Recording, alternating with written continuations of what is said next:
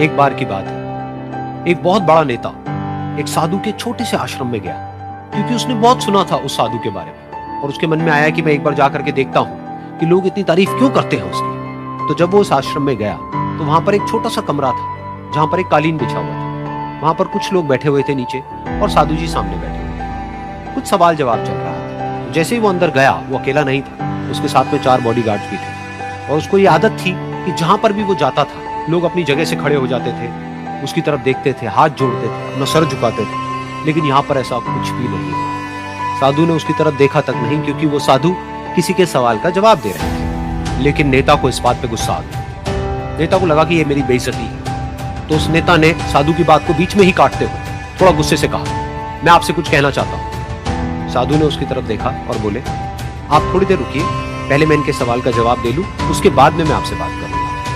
तब तक अगर आप चाहें तो आप बैठ सकते। बस साधु का इतना कहने की देर थी। नेता का चेहरा गुस्से से लाल हो गया और फिर उसने अपना सारा गुस्सा उस साधु के ऊपर निकाल दिया। अभी तक वो नेता बहुत ही तमीज से बात कर रहा था, यानी कि आप कह करके बात कर रहा था। अब वो तू तड़ाक पे उतर आया। नेता ने उस साधु को कहा, मुझे पता भी है मैं कौन हूं और तू किससे बात कर रहा है। साधु ने उसकी तरफ देखा और कहा, मुझे इससे कोई फर्क नहीं पड़ता कि आप कौन हैं, लेकिन आप जो कोई भी है, अगर आप चाहते हैं कि मैं आपके सवाल का जवाब दूं या आपसे बात करूं तो आपको कुछ देर रुकना होगा। और साधु के ये कहते ही नेता गुस्से से पागल हो गया और वहीं सबके सामने चीखने चिल्लाने लगा, अब मैं तुझे तेरी असली औकात दिखाऊं। तूने मुझसे पंगा लेकर के ठीक नहीं किया। तुझे पता भी है मैं तेरे बारे में क्या सोचता हूं। साधु ने फिर से उसकी तरफ देखा और बड़े ही प्रेम से कहा कि मुझे इससे कोई फर्क नहीं पड़ता है कि आप मेरे बारे में क्या सोचते हैं। आप जो चाहे वो मेरे बारे में सोच सकते हैं। फिर उस नेता ने बोला कि तू चाहे सुनना चाहता है या नहीं, लेकिन मैं तुझे बताऊंगा यही सबके सामने कि मैं तेरे बारे में क्या सोचता हूँ। तू एक बहुत ही घटिया इंसान है। तू कोई साधु नहीं है, तू एक ढोंगी है, पाखंडी है, और यहाँ पर जितने भी लोग बैठे हैं उन सबको बेवकूफ बना रहा है। तेरा बस एक ही मकसद है,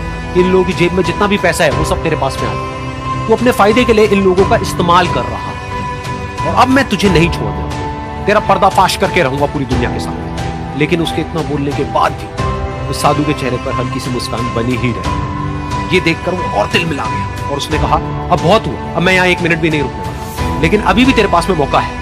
अगर मुझसे माफी मांगनी है या मुझसे कुछ कहना है तो कैसे। इतना सब होने के बाद भी साधु बिल्कुल शांत थे और उनके चेहरे पर एक मुस्कान थी। उन्होंने अपनी आंखें बंद की। फिर साधु ने अपनी आंखें खोली, हाथ जोड़े और कहा कि मुझे आपसे कोई गिला शिकवा नहीं है। मेरे मन में आपके लिए कोई भी गलत ख्याल नहीं है। जो भी आपने मेरे बारे में कहा वो आपकी अपनी सोच थी, तो मुझे आप में कोई भी बुराई नजर नहीं आती।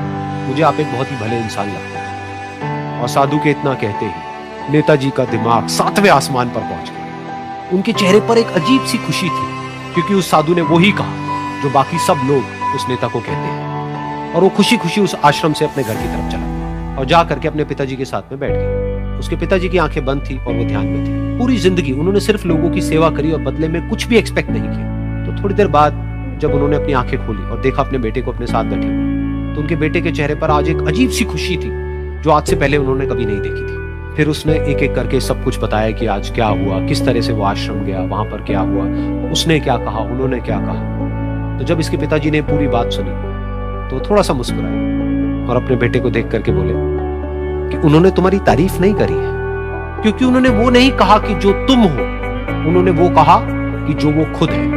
और तुमने जो भी कुछ उनको कहा वो नहीं कहा कि जो वो है, बल्कि तुमने वो कहा जो तुम खुद हो। यही बात वेदों में भी कही गई है, यथा दृष्टि तथा सृष्टि। ये दुनिया तुम्हें वैसी नहीं दिखती है जैसी कि ये दुनिया है।